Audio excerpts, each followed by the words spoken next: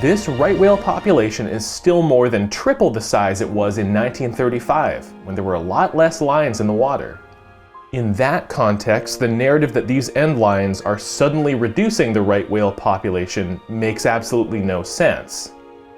And National Marine Fisheries Service even admitted that from this big picture perspective, the 75-plus year record of the growth of the right whale population, along with the growth of New England's lobster fishery during that same time frame, quote, suggest that the population is capable of recovering at lower levels than the current estimate. Because it did recover from much lower levels, with all sorts of lobstering going on. And this makes the extinction narrative even more preposterous. Because of how senseless this is, someone like David Abel needs to come up with increasingly bizarre, fictional explanations for why these lobster lines are just entangling these whales all of a sudden, when for at least 75 years they didn't stop the population from tripling in size.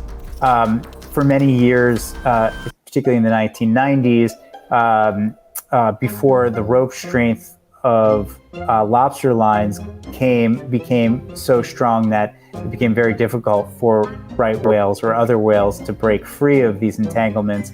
And then, of course, the ropes changed and more synthetic fibers were used and they became stronger, and we started to see far more whales dying from entanglement.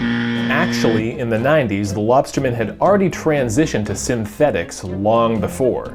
My dad, when he started fishing in the mid-80s, was using old hand-me-down rope from his dad, which was itself synthetic. Natural fiber ropes haven't been the standard in lobster fishing since the 1960s. So no, David, the strength of the rope guys in Maine are fishing with right now is the same as it was back in the 90s and long before that.